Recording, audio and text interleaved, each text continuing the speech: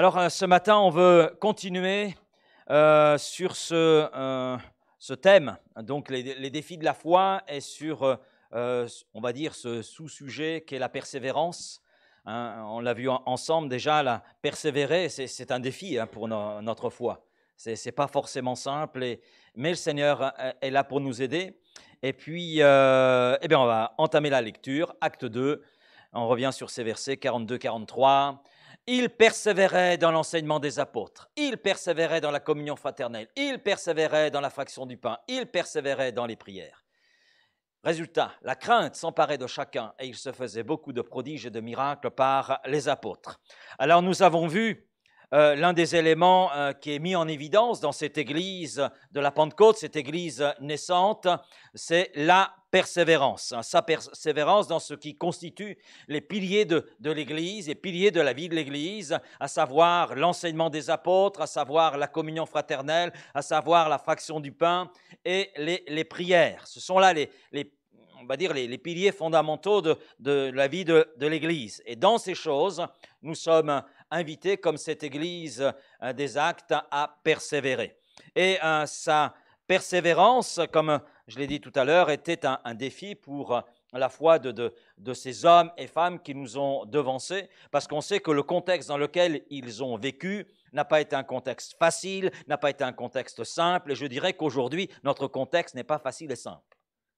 Et comme eux, nous avons besoin de persévérer. Et comme eux, nous pouvons persévérer. Et comme eux, nous avons reçu la même portion de l'Esprit. La plénitude du Saint-Esprit était là essentielle pour cette Église des Actes. Elle est essentielle pour nous parce que c'est l'Esprit qui nous donne de pouvoir persévérer, de pouvoir aller de l'avant. Sans lui, c'est sûr que nous sommes bien faibles. Par nos propres moyens, par nos propres ressources, nous risquons de ne pas aller très loin. Mais avec l'aide du Saint-Esprit, qui est appelé le consolateur, c'est-à-dire celui qui est à côté de nous, littéralement, et celui qui nous soutient pour nous porter, pour aller de l'avant. Avec et par le Saint-Esprit, cela est rendu possible. Nous avons vu la définition de persévérer. Persévérer, en grec, vient de deux mots qui veulent dire constance, être immuable. Et littéralement, ce verbe persévérer signifie s'attacher fortement. C'est comme on a ce mot en français agrafer.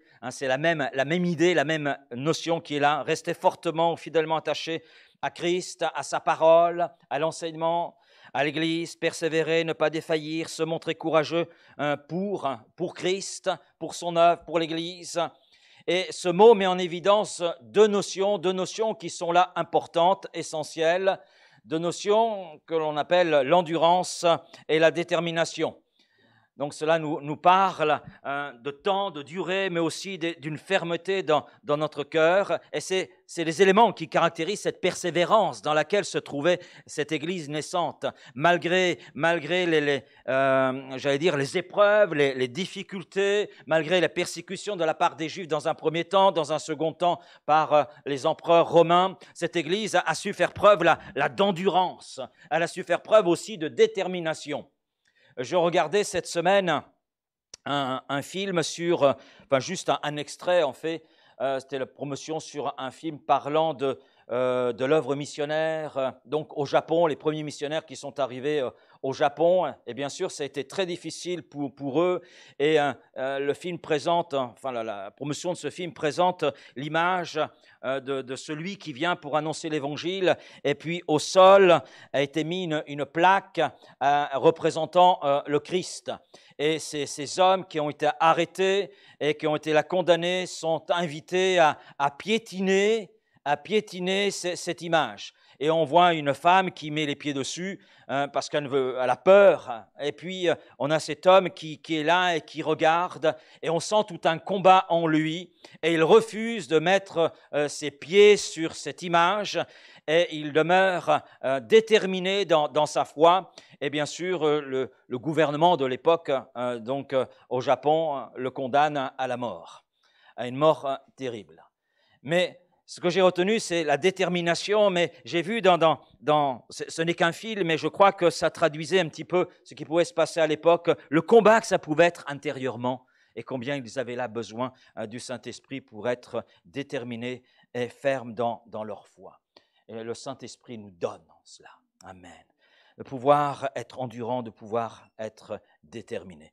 Les domaines où la persévérance est essentielle, on en a vu deux la semaine dernière. Persévérer dans le salut, ce n'est pas nommé dans les versets que nous avons lus, mais c'est là sous-jacent. Ils persévéraient dans ce salut qu'ils ont reçu de la part de Jésus-Christ. Et nous sommes, nous aussi, invités à persévérer dans le salut, dans cette position de foi en Jésus-Christ, de persévérer dans notre identité, dans le statut qui est le nôtre d'enfant de Dieu, de membre de ce corps qu'est l'Église, corps de Christ. Et d'ailleurs, l'une des marques, justement, d'un vrai chrétien, c'est qu'il persévère. C'est là que l'on reconnaît le véritable chrétien. C'est là que l'on voit l'œuvre du salut en lui. Il persévère parce qu'il considère ce salut comme étant un bien précieux. Est-ce que pour nous, le salut est un bien précieux? Nous savons à quel prix cela est revenu, au prix de la mort de Jésus, à la mort de l'innocent. Il a été condamné à notre place. Il a pris sur lui le jugement à notre place. Il a supporté le châtiment à notre place que méritait le péché, notre péché. Alors, c'est vrai, nous sommes invités à persévérer dans cette position de foi qui est la nôtre, dans ce salut qui est là. La persévérance est l'un des fruits qui indique que vraiment Dieu est en nous, que vraiment Dieu est en toi, que vraiment Dieu est en moi. On a vu un deuxième élément, donc persévérer dans l'enseignement des apôtres.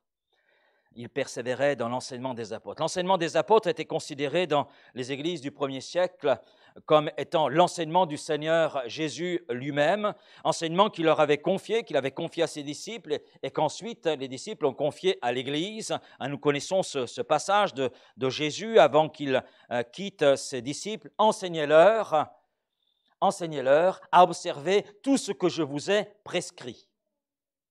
Et voici, dans cette tâche, si vous assumez cette responsabilité, il est sûr que vous allez bénéficier de ma présence. Je serai avec vous tous les jours jusqu'à la fin du monde. Et puis, on a vu la semaine dernière, de façon un petit peu plus précise, ce que le Seigneur voulait dire par là. Et on a vu avec cette parabole des terrains, il y a différents terrains qui sont nommés, et puis il y a des terrains qui ne produisent pas grand-chose, et puis il y a quand même un terrain qui produit quelque chose de bon. Et nous avons vu à travers cette parabole que finalement il y avait un processus qui était là présenté par Jésus, que voulait dire persévérer dans l'enseignement des apôtres. Eh bien, Jésus, à travers cette parabole, nous explique ce que veut dire persévérer. Ça veut dire d'abord écouter. Écoutez ce message que Dieu nous communique à travers sa parole. Écoutez le Saint-Esprit qui veut parler à notre cœur, qui veut appuyer ce que Dieu nous dit à travers sa parole. Il s'agit aussi de retenir, de conserver ce que nous avons reçu de la part du Seigneur. Et je sais qu'au milieu de nous, il y a ceux qui prennent des notes, et c'est bien de prendre des notes. Est-ce que vous vous souvenez de ce que nous avons vu il y a 3 semaines lors du culte?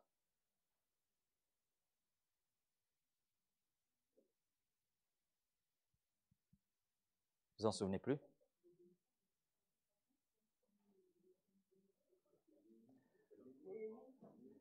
C'était Néhémie. Découragement, encouragement. Bon, c'est normal, vous allez me dire, c'est normal que vous vous en souveniez, c'est vous qui l'avez prêché. Mais c'est bon de le retenir, je pourrais très bien le prêcher, ne pas m'en souvenir.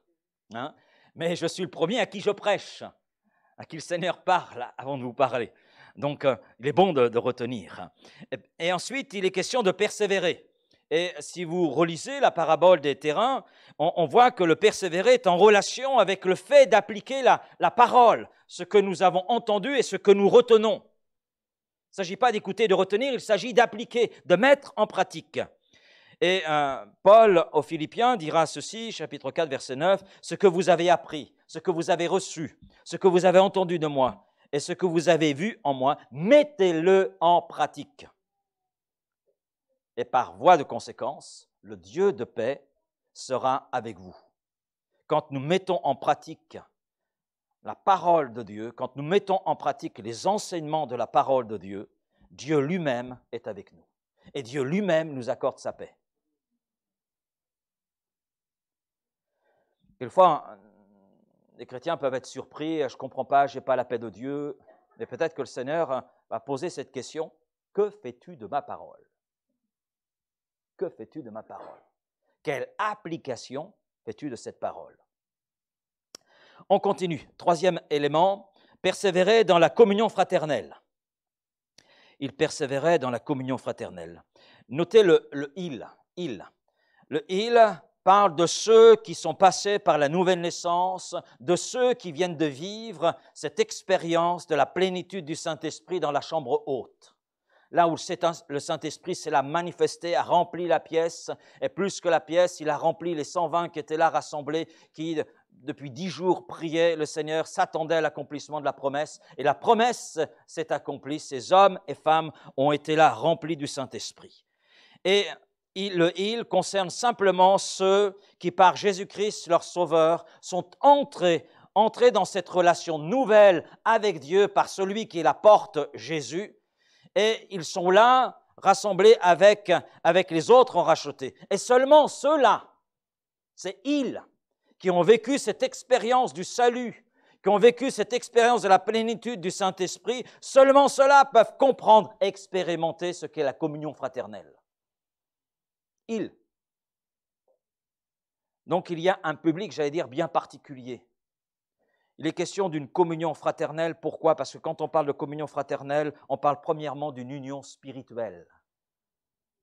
D'une union spirituelle autour de la personne de Jésus, autour de la parole de Christ, autour de ceux qui, comme nous, confessent le beau nom de Jésus, le reconnaissent comme leur Seigneur et Sauveur.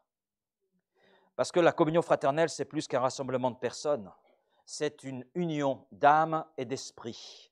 Pour reprendre l'expression du livre des Actes, chapitre 4, versets 32-33, la multitude de ceux qui avaient cru n'était qu'un cœur et qu'une âme. Nul ne disait que ses biens lui appartinssent en propre, mais tout était en commun entre eux. Les apôtres rendaient avec beaucoup de force témoignage de la résurrection du Seigneur Jésus, et une grande grâce reposait sur eux tous. La multitude de ceux qui avaient cru n'était qu'un cœur et qu'une âme. Cela nous parle d'une unité spirituelle et non pas d'une unité œcuménique. Cette unité-là est une unité forcée, humaine, sur des bases humaines, et on ne va jamais très loin. Mais là, il est question, dans la communion fraternelle, d'une unité spirituelle, qui a une base, qui a un fondement, à savoir le salut en Jésus-Christ, à savoir le Saint-Esprit, à savoir l'action du Saint-Esprit, à savoir la parole de Dieu. La même foi et le même amour pour le même Seigneur, c'est le lien qui unissait ces hommes et femmes dans le livre des Actes des Apôtres. Ils avaient la même volonté, ils avaient le même objectif, que Christ soit glorifié dans leur vie, que Christ soit glorifié dans leur témoignage et que les personnes là autour d'eux puissent découvrir ce salut en Jésus-Christ. Nous voyons que la communion fraternelle, ce n'était pas simplement se retrouver, prier ensemble, ce n'était pas simplement chanter ensemble dans des réunions, dans des cultes, mais c'était vraiment être unis à la personne de Christ. Unis à la personne de Christ. Et je dirais que seule l'action du Saint-Esprit peut nous conduire à une telle unité. C'est ce que l'apôtre Paul d'ailleurs met en évidence dans l'épître aux Éphésiens. Vous lirez cette épître aux Éphésiens qui met en évidence l'Église, l'unité de l'Église par l'action du Saint-Esprit. Et nous avons besoin du Saint-Esprit et seule cette action du Saint-Esprit peut nous unir dans cette communion spirituelle, cette union autour de la personne de Jésus-Christ. Parce que le Saint-Esprit nous révèle Christ. Le Saint-Esprit nous conduit dans la vérité. Et cette communion fraternelle s'établit sur la vérité. Christ est sa parole. Et cette unité spirituelle impactait bien sûr la vie des chrétiens, impactait leurs relations. Nul ne disait que ses biens lui appartinssent en propre, mais tout était en commun entre eux. Acte 2, versets 44 à 46. Tous ceux qui croyaient étaient dans le même lieu, ils avaient tout en commun, ils vendaient leurs propriétés et leurs biens, et ils en partageaient le produit entre tous, selon les besoins de chacun. Ils étaient chaque jour tous ensemble assidus au temple. Alors là, dans l'interprétation de ces versets, il y a eu à travers l'histoire bien des abus. Bien des abus.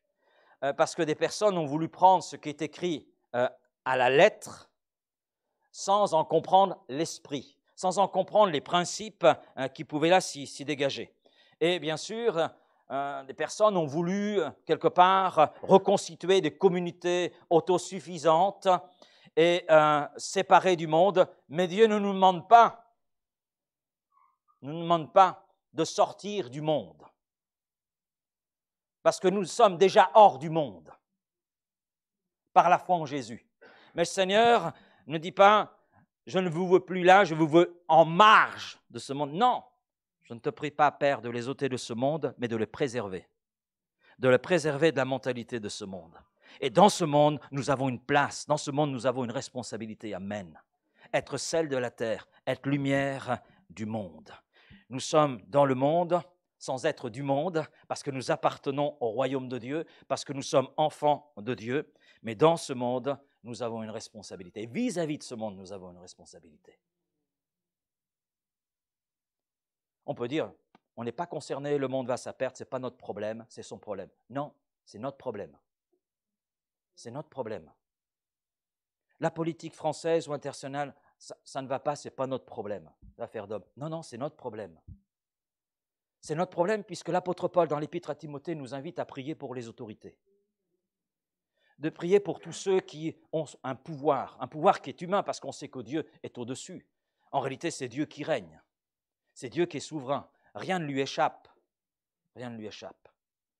Mais notre responsabilité, c'est de prier pour ces hommes et femmes qui gouvernent notre pays. Et la prière du juste est d'une grande efficacité. Et le sang de Jésus-Christ nous justifie, fait que nous sommes rendus justes aux yeux de Dieu. À partir de là, notre prière a une réelle efficacité. Et on peut changer la destinée d'un pays. Je me souviens de ce témoignage de John Knox. Et la reine, à l'époque, craignait plus les prières de John Knox que toutes les armées du monde. Et John Knox a été un homme qui priait Dieu et à travers lequel Dieu agissait. Et il y a eu un réveil sur ce territoire de l'Écosse, sur ce territoire du Royaume-Uni. Il y a eu une action de Dieu suite aux prières de John Knox.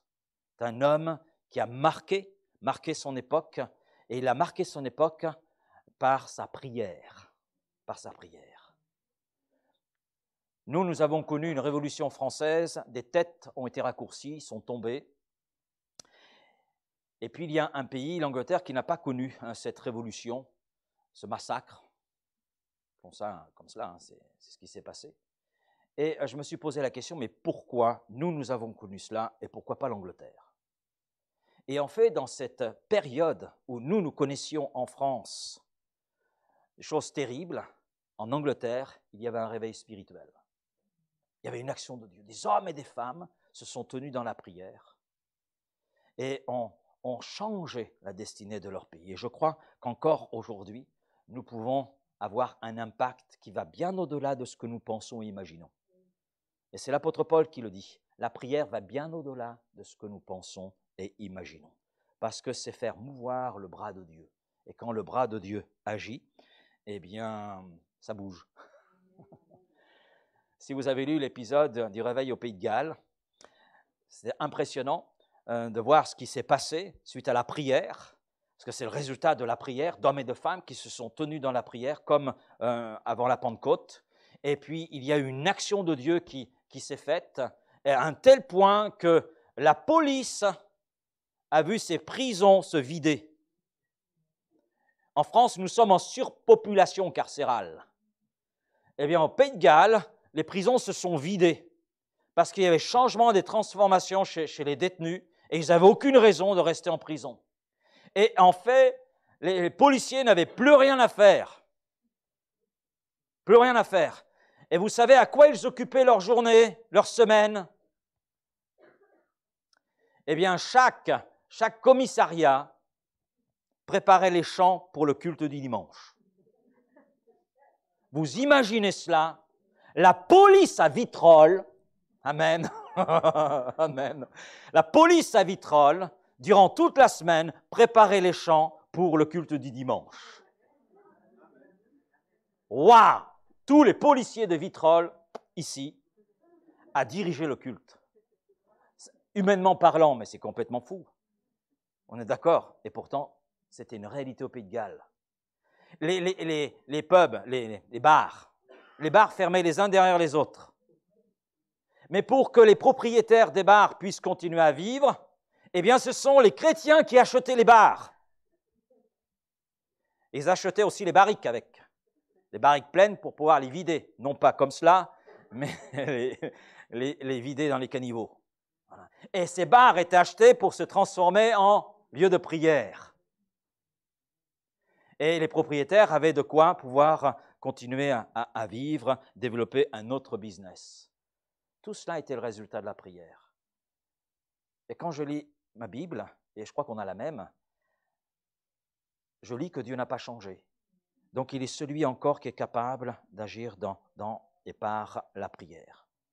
Alors tous ceux qui croyaient étaient là dans le même lieu, ils avaient tout en commun, etc., etc.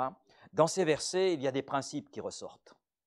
Le premier principe, c'est le fait de prendre en compte, en considération les besoins de mon frère et ma sœur dans la foi. C'est là le premier principe qui est mis en évidence. Il s'agit de porter une réelle attention sur les autres, sur ceux qui composent l'Église, sur leurs besoins. Est-ce que vous connaissez le besoin de votre voisin ou voisine? Alors bien sûr, si c'est votre femme, votre mari, mais celui qui est devant ou derrière, est-ce que vous connaissez ses besoins? Moi, je suis privilégié, je n'ai pas de voisin là. Est-ce que nous connaissons les besoins de nos frères et sœurs? Et là, il s'agit pour cette Église, quand on parle de communion fraternelle, de connaître les besoins de nos frères et sœurs. Et puis, il y a ce deuxième principe, c'est le principe du partage, venir en aide à celui qui est dans le besoin. Et c'est un principe qui est là constant dans le livre des Actes des Apôtres. Ils étaient serviteurs les uns des autres, selon l'appel d'ailleurs de Paul dans l'Épître aux Galates. Frères, vous avez été appelés à la liberté, amen. Seulement ne faites pas de cette liberté un prétexte de vivre selon la chair, mais rendez-vous par l'amour serviteurs les uns des autres. Et c'est vrai que dans ce partage, certains vendaient leurs propriétés, mais ce n'était pas une généralité. Et c'est là souvent que se trouve l'abus, on en a fait un principe, une généralité. Mais quand je lis la suite du texte, je m'aperçois qu'il y a un homme qui s'appelle Barnabas, le fils d'exhortation, ce que signifie son nom. Eh bien, lui, il a vendu un champ. Il a vendu un champ pour subvenir aux besoins de ses frères et sœurs. Et il n'est pas dit qu'il a tout vendu. Il n'est pas dit qu'il a vendu sa maison, qu'il a vendu tous les champs, mais il a vendu un champ. Un champ. Joseph, surnommé par les apôtres Barnabas, ce qui signifie fils d'exhortation, un lévite originaire de Chypre, vendit un champ qu'il possédait, apporta l'argent et le déposa aux pieds des apôtres pour subvenir aux besoins donc de ses frères et sœurs. Et les propriétés particulières étaient en fait virtuellement à la disposition de tous en raison de l'amour qui animait ces membres de l'Église. Il y avait là cette notion de partage, cette notion d'hospitalité, et c'était quelque chose de très fort. En plus, c'est très fort dans un contexte juif parce qu'il était inconcevable, aussi bien dans l'Ancien que dans le Nouveau Testament, parmi le peuple juif, d'avoir un étranger qui dorme dehors. C'était inconcevable. C'était inconcevable. Et encore aujourd'hui, pour les soirs de Shabbat, il y a toujours une chaise, un couvert pour l'étranger. Il y a cette notion de partage et d'hospitalité qui est demeurée au sein du peuple juif encore aujourd'hui.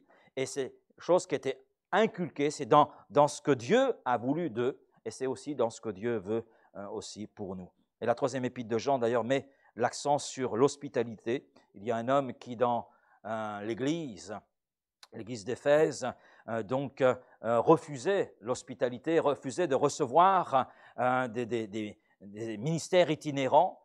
Et l'apôtre Jean le reprend et montre que cet homme, en réalité, par son comportement, s'opposait à Dieu, s'opposait à la volonté de Dieu. Cela veut dire que dans le partage, il s'agit aussi de se laisser conduire par le Seigneur. Barnabas a été conduit par Dieu. On a quelques éléments concernant cet homme. On sait que c'est un instrument entre les mains de Dieu, un homme qui a enseigné les Écritures. à la base, il est lévite, donc quelqu'un qui a enseigné la loi, donc qui a une connaissance de la loi. Il a découvert Jésus-Christ comme son Seigneur et Sauveur, et il a enseigné par la suite. Donc, et on sait combien il était important, Barnabas, au niveau du ministère de l'apôtre Paul, puisque Paul a commencé à travailler avec Barnabas. Et Barnabas a eu un impact dans le ministère de Paul, et Paul a été enseigné par Barnabas. Et les églises ont été fortifiées, exhortées à l'attachement à Christ par Barnabas. Il a eu un ministère important au sein de cette église naissante. Et Barnabas a tout simplement laissé le Saint-Esprit le conduire. Il y a eu des convictions qui se sont placées en lui à un moment donné. Comment puis-je aider mes frères, mes sœurs qui sont là dans le besoin? Je vois le besoin. Comment puis-je intervenir? Eh bien, il a vendu un champ. Et Dieu l'a conduit en cela. Dieu peut nous conduire différemment. Amen. Que nous soyons simplement attentifs à l'Esprit de Dieu et que nous soyons à son écoute. Regardons les résultats de la communion fraternelle dans l'Église des Actes. Chapitre 2, versets 46-47, il y a la crainte de Dieu, le respect de Dieu qui s'installe. Il y a aussi la joie de se retrouver, afin de prier, afin de chanter, de louer. Il dit qu'ils étaient assidus au temple, assidus à ces moments de rassemblement. Pierre et Jean se rendaient chaque jour au temple pour prier, pour chanter, pour retrouver les frères et sœurs. Et puis il y avait la faveur des gens. Les gens autour n'osaient même pas se joindre à eux, parce qu'il y avait quelque chose qui émanait de cette église naissante, qui fait qu'ils se sentaient différents. Et on comprend qu'ils se sentaient différents. Ils sentaient tout simplement l'odeur du péché dans leur vie et la nécessité de se tourner vers Jésus-Christ. Et puis le Seigneur ajoutait à l'Église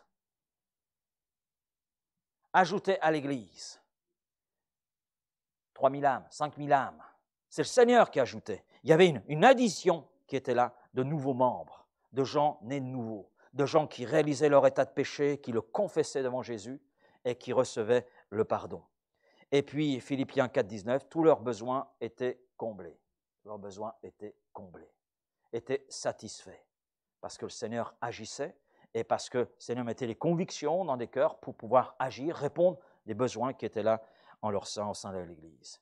Et cette communion fraternelle était inspirée par le Saint-Esprit. Je crois que c'est encore le Saint-Esprit qui inspire la communion fraternelle aujourd'hui. Amen.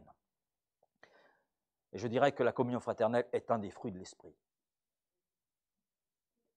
Un des résultats de l'œuvre du Saint-Esprit. C'est sûr, on a Galates 5, 22, le fruit de l'Esprit, etc., l'amour, etc. Mais je crois que l'action du Saint-Esprit ne s'arrête pas simplement à ce fruit-là. Il y en a d'autres. Il y en a d'autres.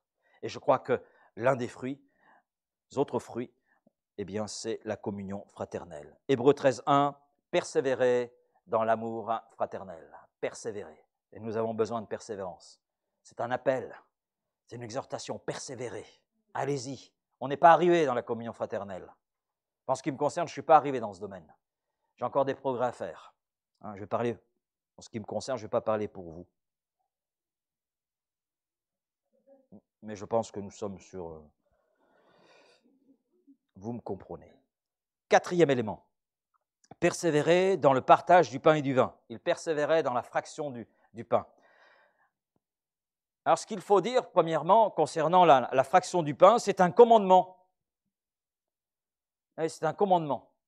Ce n'est pas simplement un exemple que Jésus a laissé, mais c'est un commandement qu'il nous a laissé. Faites ceci en mémoire de moi. Faites ceci. C'est un impératif qu'elle a utilisé par Jésus. Et toutes les fois que vous mangez ce pain, que vous buvez cette coupe, vous annoncez la mort du Seigneur jusqu'à ce qu'il vienne, ajoute l'apôtre Paul dans 1 Corinthiens 11.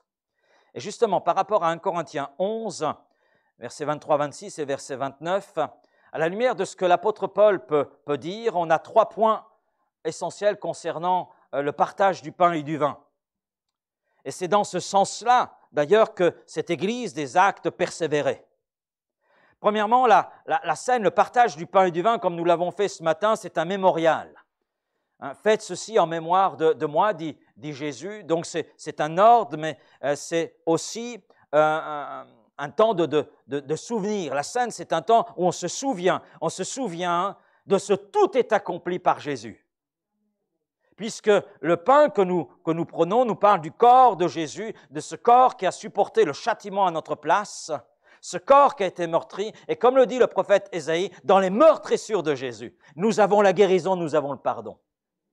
Et puis le vin que nous prenons symbolise le sang de Jésus, et c'est ce sang qui a coulé sur le bois de la croix, le sang du juste, et le sang du juste nous lave et nous purifie de tout péché. Et quand on prend le pain et le vin, eh bien, on prend un mémorial, on se souvient de ce tout est accompli. Et Jésus le dira sur la croix, tout est accompli. Tout est accompli pour notre salut, tout est accompli pour notre délivrance, tout est accompli pour notre guérison. Nous avons en Jésus-Christ le tout pleinement. Amen. Et en prenant le pain et le vin, on se rappelle de cela. On se rappelle de qui est Jésus, on se rappelle de ce qu'a fait Jésus. Ensuite, la scène, c'est une proclamation.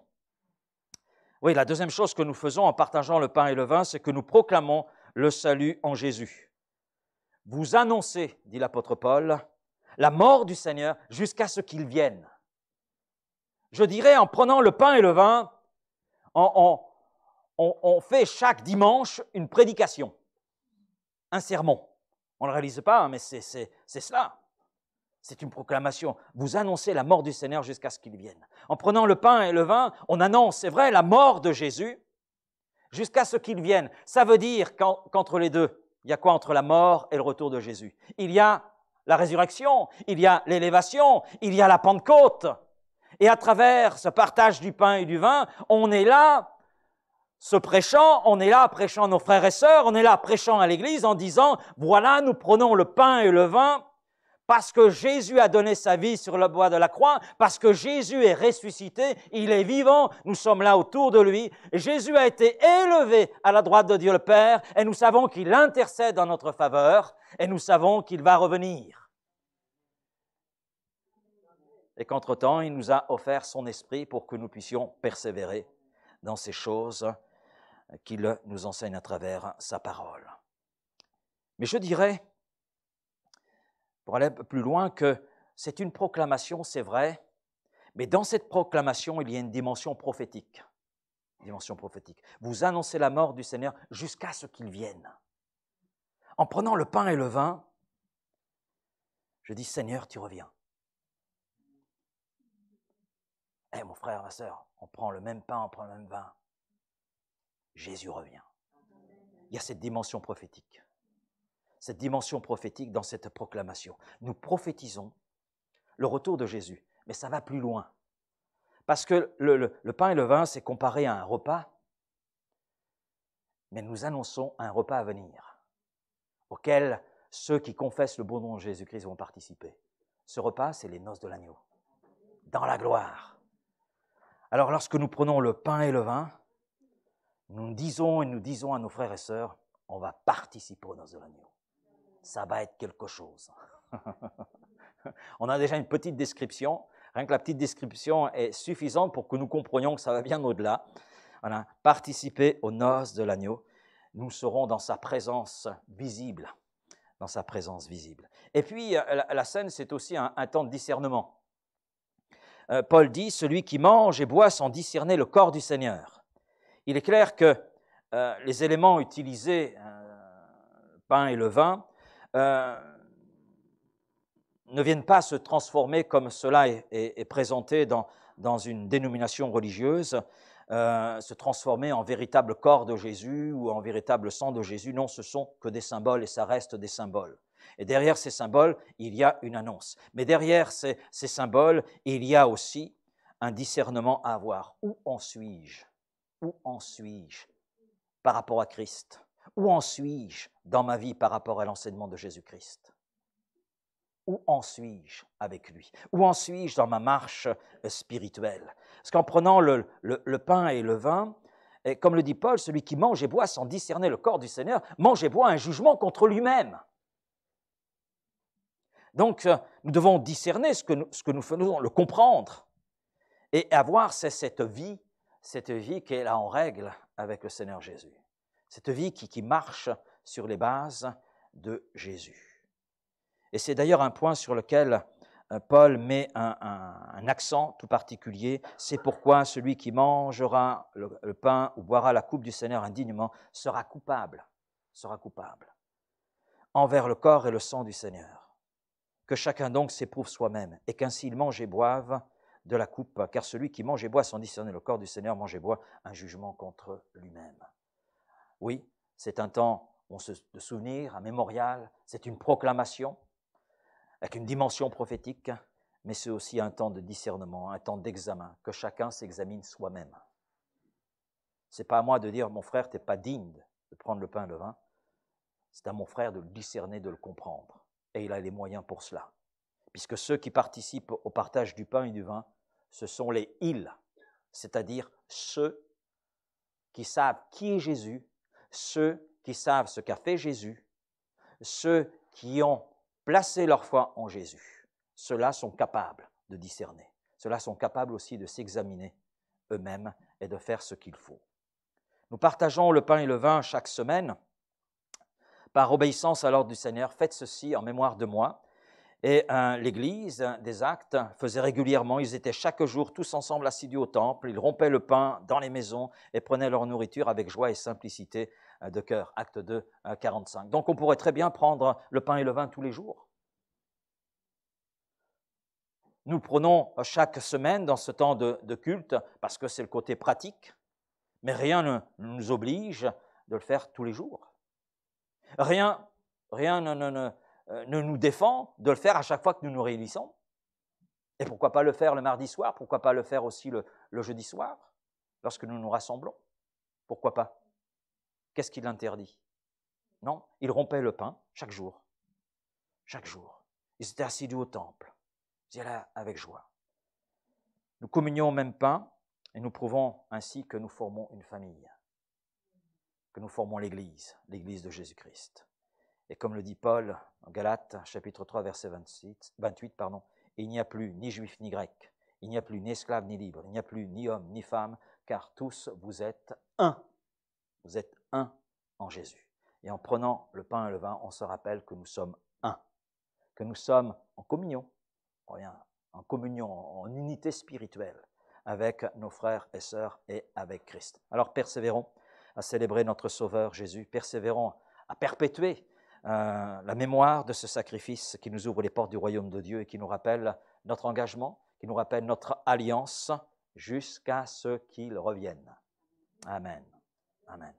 La semaine prochaine, non pas la semaine prochaine, mais dans 15 jours, on verra la suite, parce qu'ils n'ont pas fini de persévérer, et nous non plus d'ailleurs. Donc ils persévéraient dans les prières, c'est l'élément qui nous reste à voir, donc on verra dans 15 jours. Voilà, on remercie le Seigneur pour ce moment. Merci Seigneur pour ta parole ce matin. Merci de nous aider les uns les autres à mieux saisir ce que tu veux nous enseigner et à pouvoir l'appliquer dans notre vie, à pouvoir l'appliquer dans notre quotidien, parce que nous ne voulons pas être des auditeurs oublieux ou des auditeurs qui sont placés devant les réalités spirituelles et qui les effacent pour vivre comme bon nous semble. Non, nous voulons être de ces auditeurs qui retiennent, de ces auditeurs qui appliquent et de ces auditeurs qui voient ta bénédiction. Alors Seigneur, merci et je te dis Amen. Amen.